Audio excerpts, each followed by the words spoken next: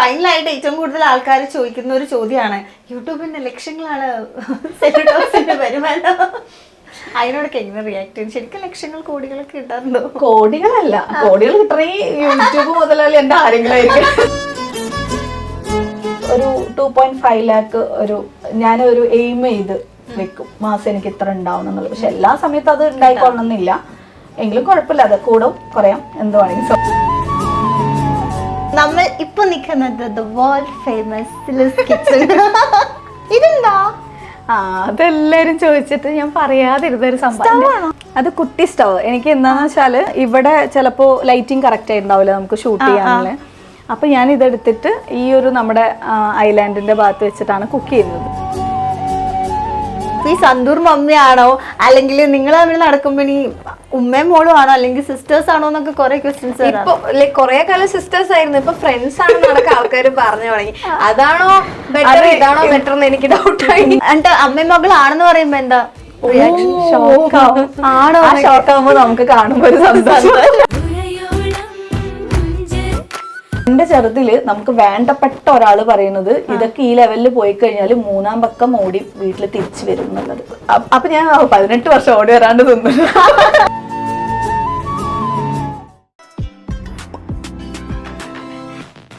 ഇപ്പോ എങ്ങനെയാണ് ഇപ്പോ കറന്റ് ഇപ്പൊ പഠിക്കാനും പോകുന്നുണ്ടല്ലോ, അപ്പൊ എങ്ങനെയാണ് രാവിലെ മക്കളും പഠിക്കാൻ പോകുന്നു, ഉമ്മയും പഠിക്കാൻ പോകുന്നു, എങ്ങനെയാണ്? വീട്ടിൽ പഠിക്കാൻ പോവാത്ത ഒരാൾ പിക്ക മാത്രമേ ഞാൻ പറയുന്നുണ്ടോ? ഇല്ല, അവിടെ ഇനി 10 വർഷം പോലും. ഞാൻ പറയുന്നുണ്ട് ഇക്കും കൂടെ വല്ല ഏതെങ്കിലുമൊക്കെ സൈഡിൽ കൂടെ തുടങ്ങിക്കോന്ന്. ലീവുള്ള ദിവസം നാളെ ലീവാണ് ചില ആൾക്കാർക്ക് മാത്രം. ഞാൻ ഗവൺമെന്റ് സ്കൂൾ, അവൻ വേറെ പ്രൈവറ്റ് സ്കൂൾ, അമ്മി കോളേജ്. അപ്പൊ എല്ലാവർക്കും ഒരേപോലെ ആയിരിക്കില്ല ലീവ്. അപ്പൊ അഭിയാണ് കൊണ്ടുപോയി വിടലല്ലോ. അപ്പൊ വന്നിട്ട് ചോദിക്കും ആർക്കൊക്കെയാണ് നാളെ സ്കൂളിലെ. ഓക്കെ 1 2 3 ഓക്കെ, അതാണ് ഇവിടെ കേസ്. സ്റ്റാർട്ടിങ്ങില് ഇക്കൊക്കെ താല്പര്യം ഉണ്ടായിരുന്നില്ല, നമുക്ക് റെഗുലർ അല്ലാത്ത.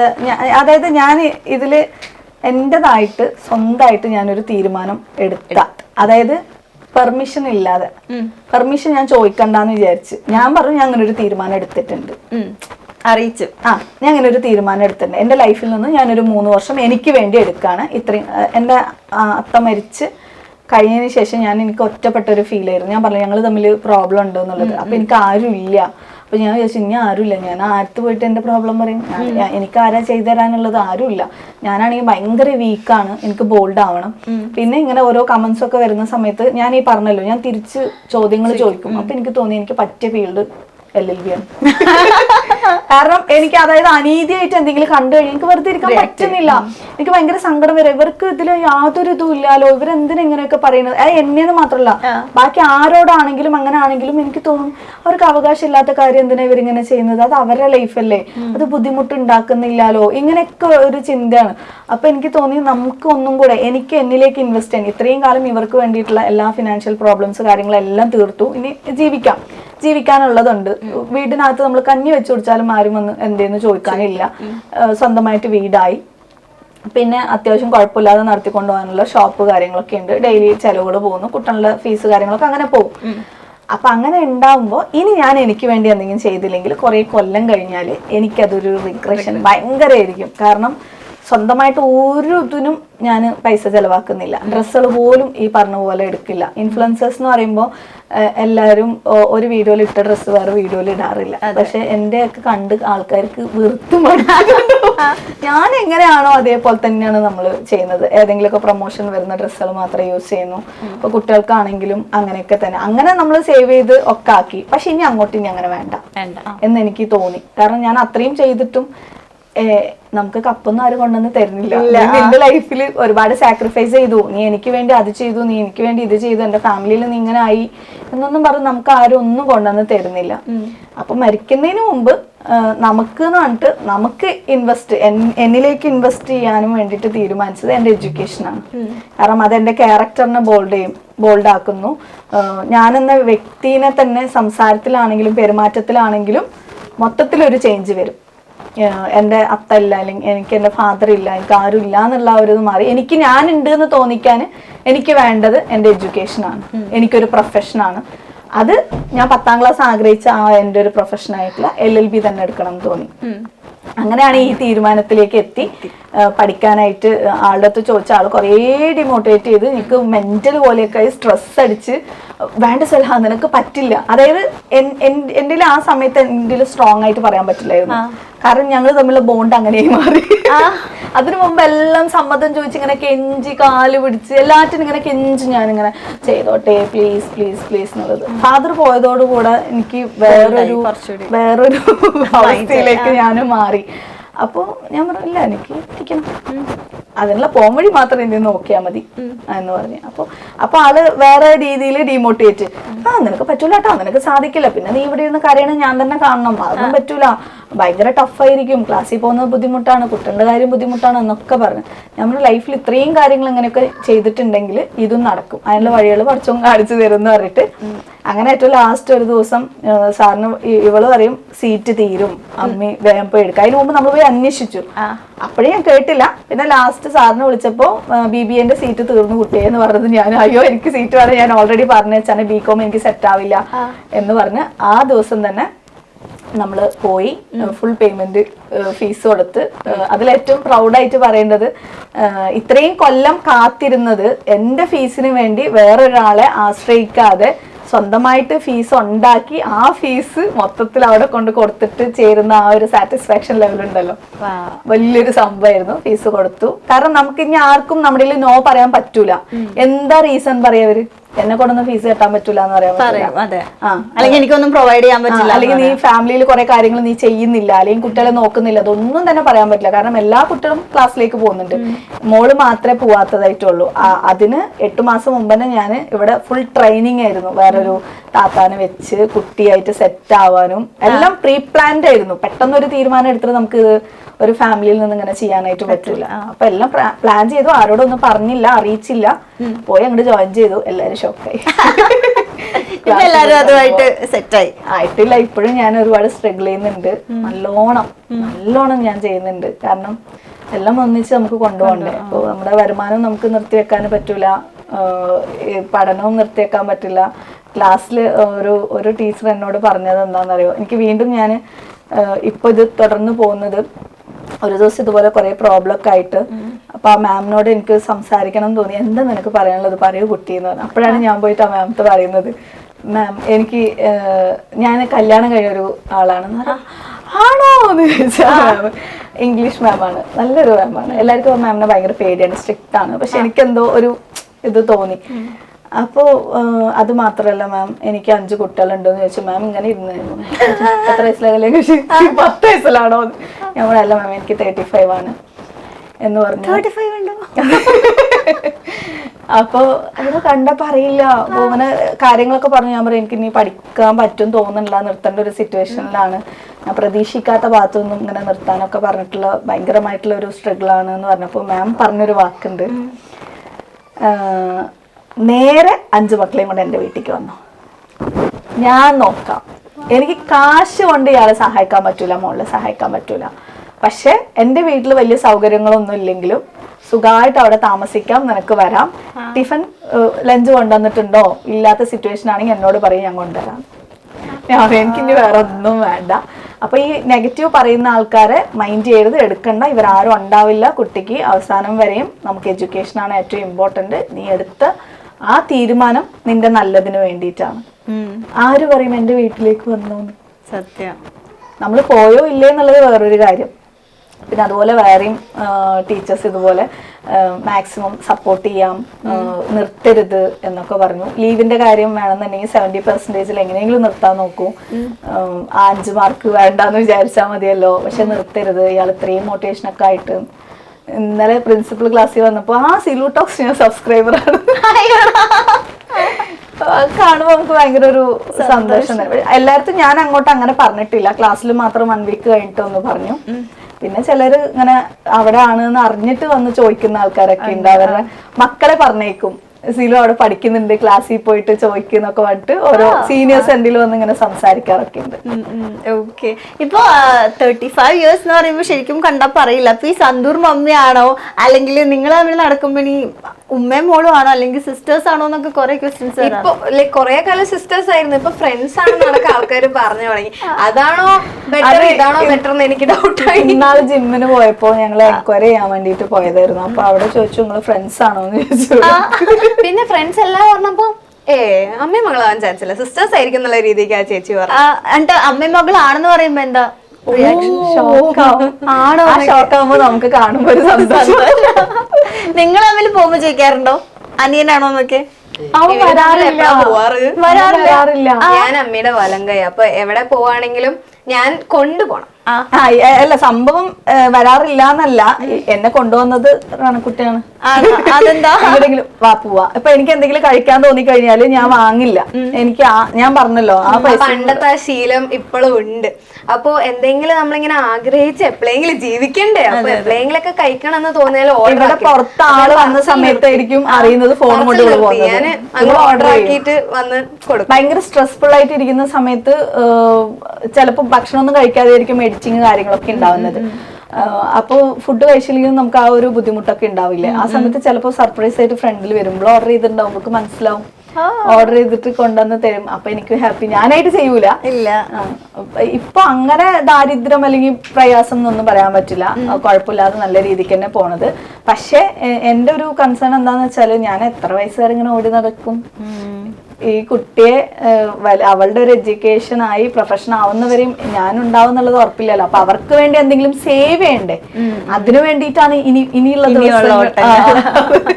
ഓക്കെ. ഇപ്പൊ എനിക്ക് തോന്നുന്നു ഏറ്റവും കൂടുതൽ ഇപ്പം മനുഷ്യരുടെ ആവശ്യങ്ങൾ അല്ലെങ്കിൽ സ്ത്രീകളുടെ ആവശ്യങ്ങളെ കുറിച്ച് കുറച്ചുകൂടി നന്നായിട്ട് സംസാരിക്കുന്ന ഒരാളാണ്. അതുകൊണ്ട് ചോദിക്കുകയാണ്, ഇപ്പം ഒരു സ്ത്രീയെ സംബന്ധിച്ചിടത്തോളം എന്തൊക്കെയായിരിക്കും ഒരു അടിസ്ഥാന ആവശ്യങ്ങൾ അവർക്ക് അവരുടെ ലൈഫിൽ വേണ്ടത്? ഫസ്റ്റ് ഓഫ് ഓൾ ഈ പറഞ്ഞ പോലെ എഡ്യൂക്കേഷൻ വേണം. എഡ്യൂക്കേഷൻ ഉണ്ടെങ്കിൽ തന്നെ അവർക്ക് ഒരു കോൺഫിഡൻസ് വരും. പിന്നെ എന്താ പറയാ, നമുക്ക് ഫിനാൻഷ്യൽ ഇൻഡിപെൻഡൻസ് എന്ന് നമ്മൾ പറയുന്നുണ്ട്. പക്ഷെ എത്ര സ്ത്രീകൾ സമ്പാദിക്കുന്നവർക്ക് ആ ഇൻഡിപെൻഡൻസ് ഉണ്ട്. എല്ലാവരും വിചാരിക്കുന്നു അത് ഇൻഡിപെൻഡൻസ് ആണ് എന്നുള്ളത്. നമ്മൾ പൈസ ഏൺ ചെയ്തത് കൊണ്ട് മാത്രമായില്ല, ആ പൈസ നമുക്ക് ചെലവാക്കാനുള്ള സ്വാതന്ത്ര്യം ഉണ്ടോ എന്നുള്ളതാണ് ആദ്യം നോക്കേണ്ടത്. എനിക്കുണ്ടായിരുന്നില്ല എന്നല്ല, ഇപ്പോഴും വേണമെങ്കിൽ ഇല്ല എന്ന് വേണമെങ്കിൽ പറയാം. പക്ഷെ അത് നമ്മൾ എടുക്കണം. ഇന്ന് രാവിലെ ഇക്ക ചോദിച്ച് മറ്റേ സാധനം എത്ര രൂപയ്ക്കാ വാങ്ങിച്ചത്? എന്നോടൊന്നും ചോദിക്കലൊന്നും ഇല്ലല്ലേ ഇപ്പൊ വാങ്ങലേന്ന്. ഒരു മാസം ആയിട്ടുള്ളൂ ഞാൻ സ്വന്തമായി. ഞാൻ എന്തും ആളോട് ചോദിച്ചിട്ട് ആളാണ് എനിക്ക് ചെയ്തു തരുന്നത്. എനിക്ക് അതാണ് ഇഷ്ടം. ഞാൻ പറഞ്ഞു ഒരു പക്കാ പെർഫെക്റ്റ് വൈഫ് മെറ്റീരിയൽ ആയിരുന്നു ഞാൻ. പക്ഷെ ഇപ്പോ എനിക്ക് തോന്നി ഞാൻ അങ്ങനെ ഒരുപാട് സ്ട്രഗിൾ ചെയ്ത് വെയിറ്റ് ചെയ്ത് ഓരോ കാര്യങ്ങൾ അന്വേഷിച്ച് വാങ്ങണേക്കാളും എനിക്ക് ആ സമയത്ത് എന്താണോ വേണ്ടത് അത് എനിക്ക് പെട്ടെന്ന് കിട്ടണം. ഓരോ വീട്ടിലുള്ള ഓരോ കാര്യത്തിനൊക്കെ ഇപ്പൊ ഈ ഒരു സ്ക്രീനൊക്കെ ഇടാൻ 2 വർഷം ഞാൻ വെയിറ്റ് ചെയ്തിട്ടുണ്ട്. ആരെങ്കിലും പറഞ്ഞാൽ വിശ്വസിക്കുമെന്ന് അറിയില്ല. എന്റെ കയ്യിൽ പൈസ ഉണ്ട്, എന്റെ കയ്യിൽ എല്ലാം ഉണ്ട്, എന്ത് വേണമെങ്കിൽ എനിക്ക് ചെയ്യാം. പക്ഷെ ആള് ചെയ്തണം പൊട്ടത്തരാണ്. അതെ, ഓഫ്കോഴ്സ് അത് പൊട്ടത്തരാണ്, എനിക്കറിയാം. ഇതിനിപ്പോ ഇത് ചെയ്തുകൊണ്ട് ആരും എന്നെ തൂക്കിക്കൊല്ലാനൊന്നും പോകുന്നില്ല. പക്ഷെ ആള് ചെയ്യണം, ആള് മുന്നിട്ടിറങ്ങണം, വരണം. ആ ഒരു തരം മെന്റാലിറ്റി ആയിരുന്നു. അതുപോലെ റൂമത്തിൽ പല സംഭവങ്ങളും ഇപ്പൊ റീസെന്റ് ആയിട്ട് 2 മാസമായിട്ടുള്ള ചെയ്തിട്ട് ഞാൻ ഫുള്ളായിട്ട് ആ ഒരു ഇതിലേക്ക് വന്നിട്ടില്ല. പക്ഷെ സ്ത്രീകൾ വരണം. നിങ്ങൾ സ്വന്തം, അതായത് ഒരു പെൺകുട്ടിയെ ജനിപ്പിച്ച ഉടനെ തന്നെ ആ വീട്ടുകാര് ചിന്തിക്കുന്നത് വേറൊരു വീട്ടിലേക്ക് പോവേണ്ട കുട്ടിയാണ്. സോ അതിനനുസരിച്ചാണ് പിന്നെ അവളെ വളർത്തുന്നത്. അവളുടെ സംസാരം, ബിഹേവിയർ എല്ലാറ്റിലും ഒരു ലിമിറ്റേഷൻ അവർ കൊണ്ടുവരാൻ നോക്കും. എന്താ ചോദിച്ചു കഴിഞ്ഞാല് വേറൊരു വീട്ടിലേക്ക് പോവേണ്ട കുട്ടിയാണ്, അല്ലെങ്കിൽ 3-ാം പക്കം ഓടി വരും. ഞാൻ വരെ എന്റെ ചെറുതിൽ ഞാൻ കേട്ടത് എനിക്ക് ഇപ്പോഴും ഓർമ്മയുണ്ട്. എന്റെ ചെറുതില് നമുക്ക് വേണ്ടപ്പെട്ട ഒരാള് പറയുന്നത് ഇതൊക്കെ ഈ ലെവലിൽ പോയി കഴിഞ്ഞാൽ 3-ാം പക്കം ഓടി വീട്ടിൽ തിരിച്ചു വരും എന്നുള്ളത്. നല്ല ചെറുതായിരുന്നു ഞാൻ, പക്ഷെ എനിക്കത് എന്തുകൊണ്ട് ഓർമ്മ സ്ട്രൈക്ക് ചെയ്തു. അപ്പൊ ഞാൻ 18 വർഷം ഓടി വരാണ്ട് തിന്നു എന്ന് നമ്മൾ ചിന്തിച്ചു പോലെ. അപ്പൊ ആ ഒരു പെൺകുട്ടിയെ ജനിപ്പിച്ച മുതൽ ഇവർ ഈ പറയുന്നത് തന്നെ ഇതാണ്. അപ്പൊ ആ കുട്ടിയും കേൾക്കുന്നത് ഓക്കെ, എന്റെ ജീവിതാഭിലാഷം എന്ന് പറയുന്നത് ഒരു വിവാഹം കഴിക്കുക എന്നുള്ളത്. പഠനം, ഒരു കോഴ്സ് ചൂസ് ചെയ്യുന്നത് തന്നെ ഇതുമായിട്ട് റിലേറ്റ് ചെയ്തിട്ടാണ്. ഇവള് 17 വയസ്സ് കഴിഞ്ഞു, ഓക്കെ ഇനി ഒരു 3 വർഷം പഠിപ്പിച്ചു കഴിഞ്ഞാൽ ആ ഒരു ഗ്യാപ്പിൽ പെണ്ണ് കാണാൻ ആൾക്കാർ വരും. അപ്പൊ കുട്ടി എന്ത് ചെയ്യണമെന്ന് ചോദിച്ചു കഴിഞ്ഞാൽ ഇത് പഠിക്കണമെന്ന് പറയാം, അങ്ങനെ കല്യാണം കഴിച്ചു കൊടുക്കാന്ന് പറഞ്ഞിട്ട് പഠിപ്പിക്കുന്ന ആൾക്കാരുണ്ട്. ഇനി അതുവരെ കല്യാണം സെറ്റ് ആയില്ലെങ്കിൽ ഒരു പെൺകുട്ടി അടുത്ത PGയിലേക്ക് ചേരും. അതും കല്യാണമായിട്ട് ബന്ധപ്പെട്ട്. കാരണം ഒരു പെൺകുട്ടി വെറുതെ വീട്ടിലിരിക്കാന്ന് പറയുമ്പോൾ അവളുടെ വിവാഹ കമ്പോളത്തിലെ മാർക്കറ്റ് കുറയാണ്. ഇതൊന്നും അവൾക്കൊരു ഇതിന് വേണ്ടിയിട്ട് കൊടുക്കുന്നതല്ല. ഇനി ഈ ജീവിതാഭിലാഷമായിട്ട് കല്യാണം വിചാരിക്കുമ്പോൾ ആ ഭർത്താവ് ജീവിതകാലം ഫുള്ളായിട്ട് അവളുടെ കൂടെ ഉണ്ടാവും എന്നുള്ളതിന് എന്തെങ്കിലും ഉറപ്പുണ്ടോ? ഇല്ല. ഒന്നോ ഡിവോഴ്സ് ആവാം, അല്ലെങ്കിൽ മരിച്ചു പോവാം, എന്തും സംഭവിക്കാല്ലേ. അപ്പോൾ ഈ കുട്ടിക്ക് പിന്നീട് അങ്ങോട്ട് എങ്ങനെ ജീവിക്കും? വീണ്ടും തൻ്റെ സ്വന്തം വീട്ടിലേക്ക് വന്ന് ഫാദറിന്റെ കീഴിൽ അല്ലെങ്കിൽ ആങ്ങളമാരുടെ കീഴിൽ. ആങ്ങളമാർക്ക് ഒരു കല്യാണമൊക്കെ കഴിച്ചു കഴിഞ്ഞാൽ അവരുടെ പ്രൈവസി പോകൂലേ? വരുന്നവരെങ്ങനെയുണ്ട് എന്നുള്ളത് എന്തു പറയാൻ പറ്റും? അപ്പോൾ ഒരു പെണ്ണിന് വേണ്ടത് ഈ സമൂഹത്തിൽ ജീവിക്കാൻ ഒരാളുടെ മുന്നിലേക്ക്, ഒരാണിന്റെ മുന്നിലേക്ക് അവള് ധൈര്യത്തിൽ പോയി എന്തെങ്കിലും ചോദിക്കാൻ അല്ലെങ്കിൽ എന്തെങ്കിലും ഒരു ഇതിന് പോയി നിന്ന് കഴിഞ്ഞാൽ അവര് ഏതൊക്കെ കണ്ണിൽ അവളെ കാണും? പല രീതിക്ക് അവരെ കാണും, അവർക്ക് യൂസ് ചെയ്യാൻ പറ്റുമോ നോക്കും, ഒക്കെ ചെയ്യില്ലേ. അപ്പോൾ എഡ്യൂക്കേഷൻ ഫസ്റ്റ് ആയിട്ട് കൊടുക്കുക. വിവാഹം എന്നുള്ളതൊക്കെ പിന്നീട് അത് അവര് തീരുമാനിക്കട്ടെ, എനിക്ക് വിവാഹം കഴിക്കണോ വേണ്ടേ എന്നുള്ളത്. ഫസ്റ്റ് എഡ്യൂക്കേഷൻ കൊടുക്കുക, നല്ലൊരു ജോലി നേടുക, ഏർണിങ്സ് ഉണ്ടാക്കുക. ഞാൻ മുമ്പ് പറഞ്ഞിട്ടുണ്ട്, മരിച്ചാൽ പോലും നമുക്ക് പൈസ വേണം നമ്മളെ കബറടക്കാൻ വേണ്ടിയിട്ട്. അല്ലാതെ നമ്മളെ ആരെങ്കിലും ഫ്രീ ആയിട്ട് ചെയ്തു തരുമോ? ഇല്ല. അതിനും വേറെ ആരെങ്കിലും പൈസ കൊടുത്താലല്ലേ നടക്കുള്ളൂ. അപ്പൊ ആ ഒരു ഏർണിങ്സ് ഉണ്ടാക്കുക, ആരുടെ മുന്നിലും തല ഉയർത്തിപ്പിടിച്ച് നിൽക്കണം. മരിക്കുന്നവരെ ജീവിക്കാനും വേണ്ടിയിട്ട് ഏർണിങ്സ് ഇമ്പോർട്ടൻ്റ് ആണ്. അതിന് മെയിനായിട്ട് എഡ്യൂക്കേഷൻ ഇമ്പോർട്ടൻ്റ് ആണ്. നമ്മൾ ബോൾഡായിട്ട് നിൽക്കുക, പെൺകുട്ടികളെ ബോൾഡാക്കി വളർത്തുക, ആൺകുട്ടികളെ കാരുണ്യമുള്ളവരാക്കി വളർത്തുക. കാരണം എന്താണെന്ന് വെച്ചാൽ ഈ പെൺകുട്ടികളെ ടേക്ക് കെയർ ചെയ്യേണ്ട ഒരു സിറ്റുവേഷനൊക്കെ അവർക്ക് വരികയാണെന്നുണ്ടെങ്കിൽ അത് അവളുടെ മാത്രം ജോലിയല്ല, എൻ്റെയും ജോലിയാണ്. ഒരു ഫാമിലി എന്ന് പറഞ്ഞു കഴിഞ്ഞാൽ നമ്മൾ പരസ്പരം സ്നേഹത്തോടെ സന്തോഷത്തോടെ സമാധാനത്തോടെ പോകേണ്ടതാണെന്നുള്ളത് അവരെ പറഞ്ഞ് മനസ്സിലാക്കുക. ഒരു സ്ത്രീയെ എങ്ങനെ നോക്കണം എന്നുള്ളത് ആൺകുട്ടികൾക്ക് പറഞ്ഞ് മനസ്സിലാക്കി കൊടുക്കുക. ഒരു പെൺകുട്ടീനോട് നീ ഇങ്ങനെ നടക്കല്ലേ അങ്ങനെ നടക്കല്ലേ എന്ന് പറയാം, ഓക്കെ. ബട്ട് അതേസമയം ആൺകുട്ടിയോടും പറയാ, ഒരു പെൺകുട്ടീനെ ഇങ്ങനെ കാണുമ്പോൾ നിന്റെ മുന്നിൽ നിൽക്കുന്നത് നിന്റെ സഹോദരിയോ അമ്മയോ നിൽക്കുന്ന സമയത്ത് നീ എങ്ങനെയാണോ അവരെ കാണുന്നത് ആ കണ്ണുകൊണ്ട് കാണുക എന്ന് പറയാം. എന്റെ മുന്നിൽ നിൽക്കുന്ന വെറും ഏതോ ഒരു പെണ്ണാണെന്ന് തോന്നുമ്പോൾ അവർ പല രീതിയിലും നോക്കും. അതല്ലാന്നുണ്ടെങ്കിൽ സ്വന്തം സഹോദരി ഒരു ഡ്രസ്സ് ഒന്ന് മാറിയാലോ എങ്ങനെയെങ്കിലും ആയി അവർ നോക്കും? ഇല്ല. അപ്പൊ അതുപോലെ ആൺകുട്ടികളെ പറഞ്ഞ് മനസ്സിലാക്കി വളർത്തിയെടുക്കുക എന്നുള്ളതാണ്. എനിക്ക് തോന്നുന്നു ഇത്രയും മുന്നോട്ട് വരാൻ തന്നെ എനിക്ക് തോന്നുന്നു യൂട്യൂബും കുറെയൊക്കെ ഹെൽപ്പ് ചെയ്തിട്ടുണ്ടായിരിക്കും. ഞാൻ പറഞ്ഞില്ല, എനിക്ക് ചുറ്റുമുള്ളവരാണ് എന്നെ ശരിക്കും ഇങ്ങനൊരു പേഴ്സണാക്കി മാറ്റിയത്. ഇപ്പൊ യൂട്യൂബിലാണെങ്കിലും കുറേ കമന്റ്സ് കാര്യങ്ങൾ പുറമേ നിന്നുമുള്ള ആൾക്കാർ നമ്മളെ എങ്ങനെയൊക്കെ കാണുന്നു, എങ്ങനെയൊക്കെ ട്രീറ്റ് ചെയ്യുന്നു എന്നുള്ളത് നമ്മൾ മനസ്സിലാക്കുന്നു. പിന്നെ ഫാമിലി അല്ലെങ്കിൽ എൻ്റെ ചുറ്റുപാടിലുള്ള ആൾക്കാർ, ഇപ്പോൾ എല്ലാവരും ചിലവരൊക്കെ നമുക്ക് മുന്നിൽ ചിരിക്കുന്ന ആൾക്കാർ പിന്നിൽ അവർക്ക് ഇഷ്ടം ഇല്ലാത്ത കുറേ കാര്യങ്ങളുണ്ടാവും. എനിക്ക് ബാക്കിയുള്ളവർക്ക് ഇഷ്ടമില്ലാത്ത കാര്യം ചെയ്യാൻ ഇഷ്ടം. അത് വേറെ ഒന്നും കൊണ്ടല്ല, അവരെ ബുദ്ധിമുട്ടിക്കാത്ത ഒരു കാര്യം ഒരാൾക്ക് വളർച്ച ഉണ്ടാവുമ്പോൾ ഇവർക്ക് എന്തിനു ഇഷ്ടപ്പെടാതിരിക്കണം? ഒരാളുടെ ഹാർഡ് വർക്ക് കൊണ്ട് അവരെന്തെങ്കിലും നേടുന്നു, അതിനെന്തിനു നമുക്ക് ഇഷ്ടപ്പെടാതിരിക്കണം? ഇപ്പൊ ഒരാൾക്ക് എന്തെങ്കിലും ഒരു കാറോ ഒരു വണ്ടിയോ ബൈക്കോ എന്തെങ്കിലും ഉണ്ടെങ്കിൽ അത് നോക്കിയിട്ട് എന്തിനു ഞാൻ വിഷമിക്കണം? അത് അയാളുടെ ഹാർഡ് വർക്ക് അല്ലേ, അത് നമ്മൾ അംഗീകരിച്ചു കൊടുക്കല്ലേ വേണ്ടത്. ഇപ്പൊ ഭംഗിയുള്ള ഒരാളെ കണ്ടു കഴിഞ്ഞാൽ നിങ്ങൾ ഭംഗിയുണ്ട് എന്ന് പറഞ്ഞു കഴിഞ്ഞാൽ എന്താ പ്രശ്നം? അവർക്കത് അന്നത്തെ ദിവസം ഒരു സന്തോഷം കിട്ടൂലേ. ഞങ്ങൾ ഒരു ദിവസം ഒരു സൂപ്പർ മാർക്കറ്റിൽ പോകുമ്പോൾ ഒരു കുട്ടിയെ കണ്ടിട്ട് നല്ല ഭംഗിയുണ്ടല്ലോ എന്ന് പറയും. നമ്മൾ നേരിട്ട് പോയി പറയും, അയ്യോ അത് പറയുന്ന നാണക്കേടല്ലേ? ഞാൻ പറയില്ല, അത് പറയുമ്പോൾ അവർക്ക് അത് കേൾക്കുമ്പോൾ ഒരു സന്തോഷം കിട്ടൂലേ. അവർക്ക് കിട്ടുന്ന ഒരു ഗിഫ്റ്റ് അല്ല. അന്നത്തെ ദിവസം അവർക്ക് ഭയങ്കര ഹാപ്പി ആയിട്ടുണ്ടാവില്ല. ഒരു സന്തോഷം നമുക്ക് കൊടുത്താൽ എന്താ? ഞാൻ വിളിച്ചോണ്ട് പോയി എനിക്ക് ഷൈ ആയിരുന്നു കേട്ടോ, അല്ലാണ്ട് മോശമാണെന്നൊന്നല്ല. ഞാൻ അങ്ങനെ പറയുന്ന പേഴ്സൺ ആണ്, ലൈക്ക് ഭയങ്കര എക്സ്ട്രോവേർട്ടഡ്, എല്ലാവരോടും അങ്ങോട്ട് പോയി സംസാരിക്കും. അപ്പൊ അമ്മീന അയ്യോ പറയണ എനിക്ക് ഷൈ ആയില്ലേ അങ്ങനെ പോയി പറയുമ്പോ ഞാൻ അപ്പൊ ചിന്തിച്ചെന്താന്ന് വെച്ചാല് അത് കേൾക്കുമ്പോ ആ കുട്ടിക്ക് ഉണ്ടാവുന്ന ഒരു സന്തോഷം. അല്ലെങ്കിൽ അതേപോലെ ഞങ്ങളിപ്പോ ഹോട്ടലിൽ ഫുഡ് കഴിക്കാൻ പോയ സമയത്ത് ആ സെർവ് ചെയ്യുന്ന ഇക്ക വന്നിട്ട് ചിരിച്ചോണ്ടേയാണ് കാര്യങ്ങൾ ചോദിക്കണം പറയുന്നതും. ഒരു സന്തോഷമാണ് നമുക്ക് കാണുമ്പോൾ തന്നെ. ഞാൻ ലാസ്റ്റ് പറഞ്ഞു, നിങ്ങളുടെ ഈ ചിരിച്ച മുഖം ഉണ്ടല്ലോ ശരിക്കും നല്ലൊരു ബിഹേവിയർ ആണ് കേട്ടോ. അവർക്ക് ഭയങ്കര ഹാപ്പിയായി. നമ്മളെല്ലാരും ചിലപ്പോൾ അങ്ങനെ പറഞ്ഞു വരില്ല. ഒരാളെ സന്തോഷിപ്പിക്കാൻ കിട്ടുന്ന അവസരങ്ങൾ മാക്സിമം യൂസ് ചെയ്യുക അങ്ങനെ. അതേസമയം വിഷമിപ്പിക്കാൻ കിട്ടുന്ന അവസരങ്ങളാണ് ഈ സമൂഹത്തിൽ ഏറ്റവും കൂടുതൽ ആൾക്കാർ ഉപയോഗിക്കുന്നത്. അത് ഒഴിവാക്കുക, ഹാപ്പി ആയിട്ട് മുന്നോട്ട് പോകാന്നുണ്ടാകുമ്പോൾ അത് നല്ലൊരു കാര്യമല്ല. അത് നമ്മൾ ഒരു ദിവസം ചെയ്തൊരു പുണ്യകർമ്മല്ലേ. ഓക്കെ. അപ്പൊ ഫൈനലായിട്ട് ഏറ്റവും കൂടുതൽ ആൾക്കാർ ചോദിക്കുന്ന ഒരു ചോദ്യമാണ്, യൂട്യൂബിന്റെ ലക്ഷ്യങ്ങളാണ് സെലിബ്രിറ്റീസിന്റെ വരുമാനം, അതിനോടൊക്കെ എങ്ങനെ റിയാക്ട് ചെയ്യും? ശരിക്കും ലക്ഷങ്ങൾ കോടികളൊക്കെ കിട്ടാറുണ്ടോ? കോടികളല്ല, കോടികൾ കിട്ടണേ യൂട്യൂബ് മുതലാളി എന്റെ ആരെങ്കിലും ആയിരിക്കും. എന്റെ വീഡിയോ കണ്ടന്റ് എങ്ങനെയാണോ അതിനനുസരിച്ചിട്ടാണ് എന്റെ റവന്യൂ ഉണ്ടാവുന്നത്. എനിക്ക് റവന്യൂ കുറവാണ് ശരിക്കും പറഞ്ഞാൽ. യൂട്യൂബിന്റെ ഭാഗത്തു നിന്നും റവന്യൂ എനിക്ക് കുറവാണ്. കാരണം നമുക്കറിയില്ല, എല്ലാ ടൈപ്പ് പരസ്യങ്ങളും നമ്മുടെ അങ്ങനെ വരാറില്ല.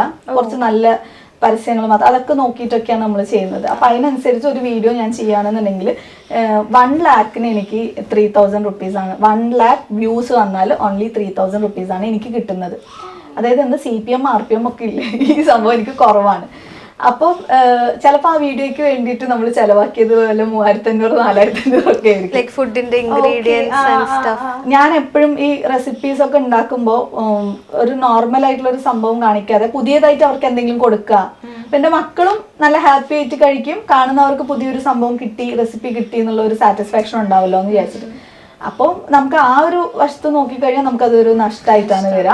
പക്ഷെ ഞാൻ നന്നായിട്ട് പ്രൊമോഷൻ ചെയ്യുന്നത് ആ കാര്യത്തില് സത്യസന്ധത കൂടുതലാണ്. ഞാൻ പറയും ചില സമയത്ത് അത് നെഗറ്റീവ് അടിക്കുമ്പോ അങ്ങനെ പറയാൻ എന്നാലും പറയും. അല്ല, എനിക്ക് എന്താണോ സത്യസന്ധമായിട്ടുള്ള കാര്യങ്ങൾ പറയാം. നുണ പറഞ്ഞു കഴിഞ്ഞാൽ അന്ന് രാത്രി ഉറങ്ങും എന്ന് വെച്ചിട്ട് ഞാൻ ഒരിക്കലും ഒരു നുണ പോലും പറയാത്ത ആളൊന്നല്ല. ചിലപ്പോൾ നമ്മൾ അറിയാതെ തന്നെ ചെയ്യുന്നുണ്ടാവും. പക്ഷെ ഞാൻ അറിഞ്ഞുകൊണ്ട് അങ്ങനെ ഒരു സംഭവം എനിക്ക് പറയാൻ ഇഷ്ടമല്ല. ഞാൻ ഉള്ള പോലെ പറയും. ഇക്ക ചിലപ്പോൾ ഇങ്ങനെ പറയും, അങ്ങനെ പറയണ്ട, ഇങ്ങനെ ചെയ്യുന്നൊക്കെ പറയും. പക്ഷെ എനിക്ക് അതിനോട് വലിയ താല്പര്യമില്ല. അപ്പോൾ ആ യൂട്യൂബിന്റെ ഭാഗത്തു നിന്ന് വരുന്ന റവന്യൂ നമുക്ക് കുറവാണ്. പക്ഷെ പ്രൊമോഷൻ ഞാൻ ചെയ്യും.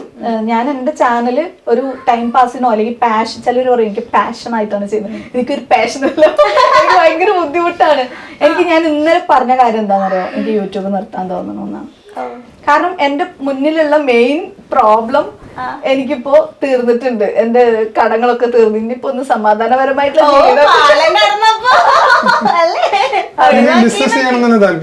ബിസിനസ് ഓൾറെഡി ചെയ്യുന്നുണ്ട്.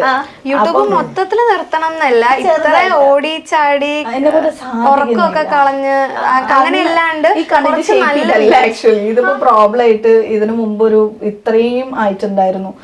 രാത്രി ഉറക്കമില്ലാതെ സ്ട്രെസ് ആയിട്ട്. സാധാരണ എല്ലാവർക്കും ഒരു കുരുവൊക്കെയാണ് വരിക. എനിക്കൊരു 10-15 ഈ കണ്ണിൽ മാത്രം ഇങ്ങനെ വന്നിട്ട് ഡോക്ടറിനെ നോക്കിയിട്ട് പറയും സാധാരണ ഇങ്ങനെ ആർക്കും കണ്ടിട്ടില്ല, എന്താ ജോലി എന്ന് വെച്ചാൽ. അപ്പൊ ഇങ്ങനെ പറഞ്ഞു. അപ്പം ഈ നമ്മള് എഡിറ്റ് ചെയ്യുമ്പോൾ ഫുൾ ടൈം ഇത് നോക്കുന്നത്, രാത്രി തീരെ ഉറക്കല്ല. എനിക്ക് അവസാനം ഞാൻ അന്ത്യയായി യൂട്യൂബറായി പോകും. കണ്ണ് തുറക്കാൻ പറ്റാത്ത അവസ്ഥയിലേക്ക് പോയി. അപ്പൊ പോലും എനിക്ക് 2 ദിവസം പോലും റെസ്റ്റ് ഉണ്ടായിരുന്നില്ല. ഈ നമ്മൾ വയനാട്ടിലേക്ക് സാധനം ഉരുൾപൊട്ടൽ സംഭവിച്ച സമയത്ത് സാധനങ്ങൾ കൊണ്ടുകൊടുക്കുന്ന, കളക്ട് ചെയ്ത് കൊണ്ടു കൊടുക്കുന്ന ഒരു പ്രോസസ്സൊക്കെ ഉണ്ടായിരുന്നു. അപ്പൊ അങ്ങനെ ഒരുപാട് ബുദ്ധിമുട്ടിയപ്പോൾ എനിക്ക് ഇപ്പൊ ഇങ്ങനെ തോന്നുന്നു ഒക്കെ ഒന്ന് സമാധാനത്തിലൊക്കെ ഒന്ന് നിർത്തിയാലോ എന്നൊക്കെ തോന്നും. അപ്പൊ ഞാൻ പറഞ്ഞത് ഇതൊരു പ്രൊഫഷനായിട്ട് കൊണ്ടുപോവാണ്. ബ്രാൻഡ് പ്രൊമോഷൻസ് ഉണ്ടാവും, അല്ലാത്ത പ്രൊമോഷൻസ് ഉണ്ടാവും. അത്യാവശ്യം നല്ല ചാർജൊക്കെ വാങ്ങിയിട്ടാണ് ഞാൻ ചെയ്യാറുള്ളത്. എന്തെങ്കിലുമൊക്കെ പ്രൊമോഷൻസ് വീഡിയോയിലുണ്ടാവും. ബ്യൂട്ടി പ്രോഡക്ട്സ് ഷോർട്സ് ആയിട്ട് ഉണ്ടാവും. പക്ഷെ ഇപ്പൊ ഇല്ലാട്ടോ, ഇനി വല്ലതും വന്നിട്ട് വേണം. അതൊക്കെ കൊണ്ടാണ് നമ്മളങ്ങനെ തട്ടിമുട്ടിയിട്ടൊക്കെ അങ്ങനെ പോകുന്നത്. തട്ടിമുട്ടിയിട്ടല്ല, വെറുതെ പറയരുത്.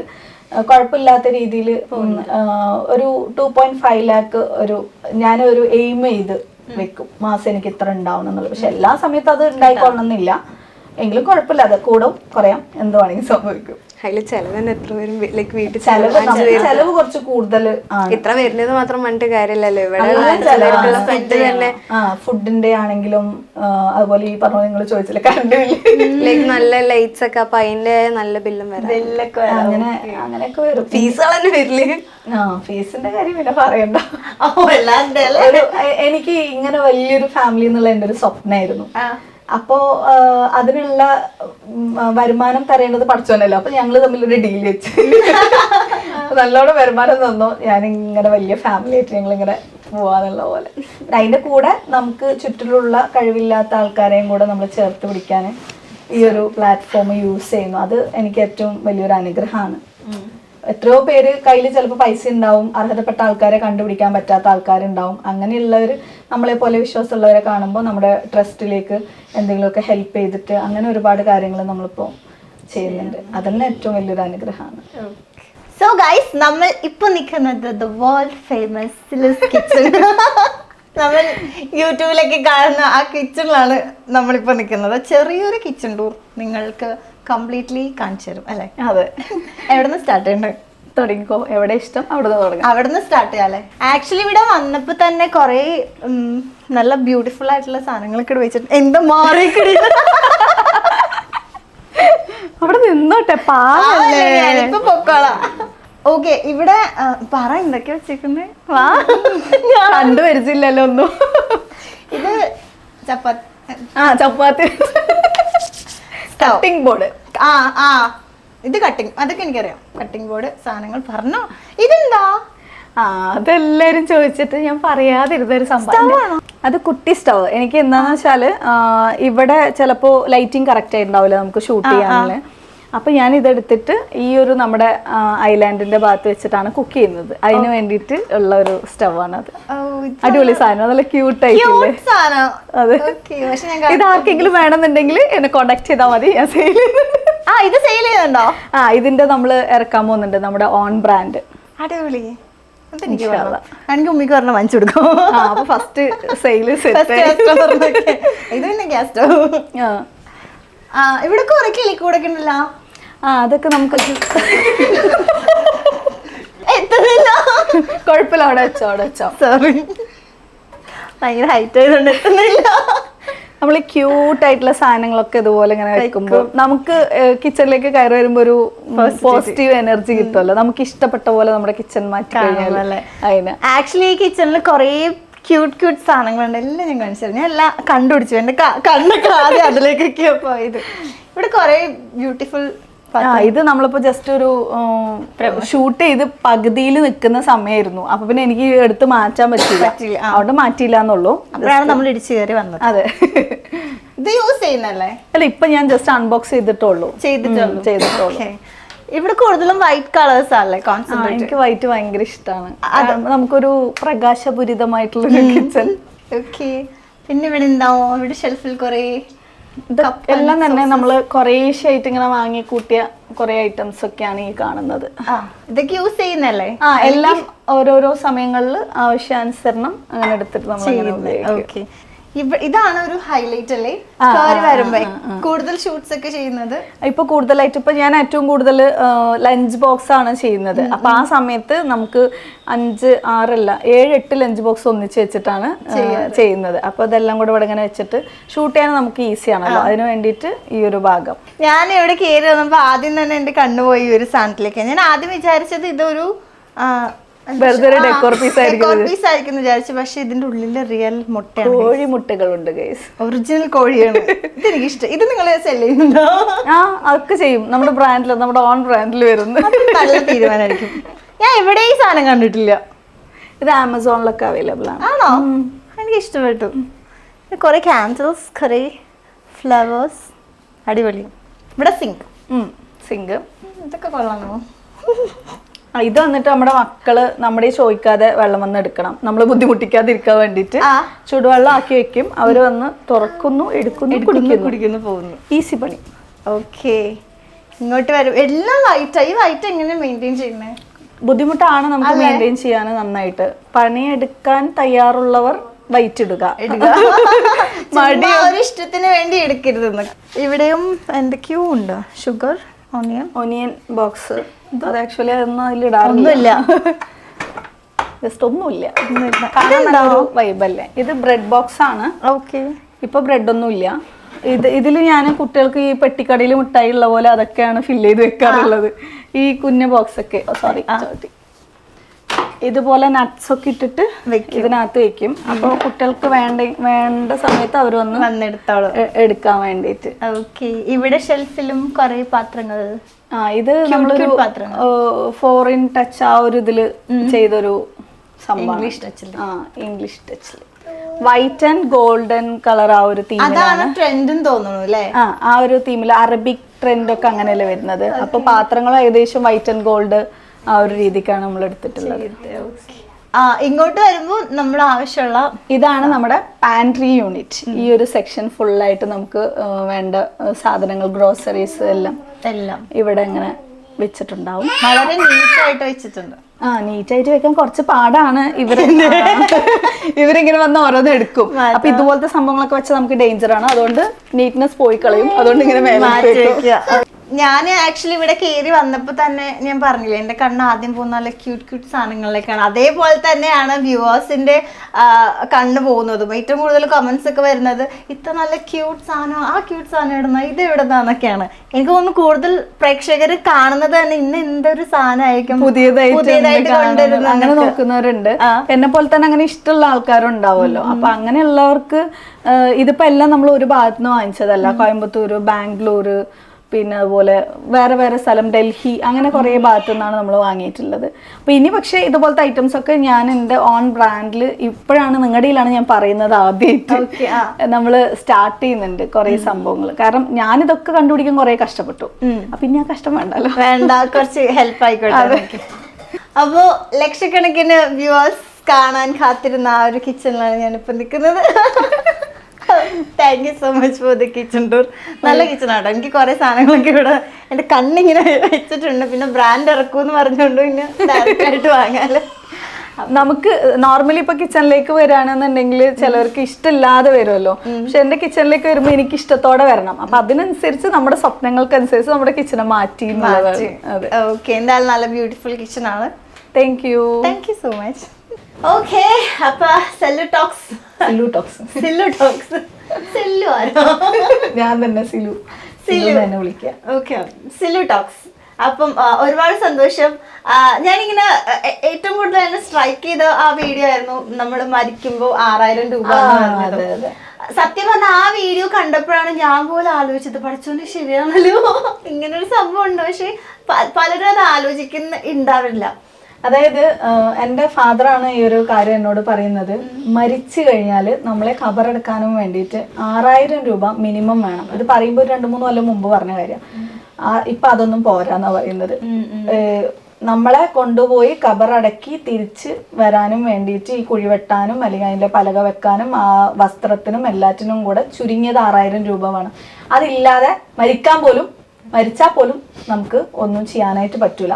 സോ പൈസ അത്രയും ഇമ്പോർട്ടൻ്റ് ആണ്. അതൊരു പെണ്ണിന്റെ കാര്യത്തിൽ ഒഴിച്ചുകൂടാൻ പറ്റാത്തൊരു സംഭവമാണ് പൈസ എന്നുള്ളത്. ഈ പൈസയ്ക്ക് വേണ്ടി ആരെങ്കിലും മുന്നിലേക്ക് നമ്മൾ പോയി നിന്ന് കഴിഞ്ഞാൽ അവർ പലതും ആവശ്യപ്പെടാതെ നമുക്ക് ഭയങ്കര എന്താ പറയുക ഹോണസ്റ്റ് ആയിട്ട് നമുക്ക് നമ്മുടെ സ്വന്തം കാലിൽ ആരുടെ മുന്നിലും തല താഴ്ത്തി നിൽക്കാതെ ജീവിക്കണം എന്നുണ്ടെങ്കിൽ നിങ്ങൾ ഏൺ ചെയ്യണം. അതിന് നിങ്ങൾ എഡ്യൂക്കേഷൻ ഉണ്ടാക്കണം. മരണം വരെയും പഠിക്കുക എന്നുള്ളതാണ്.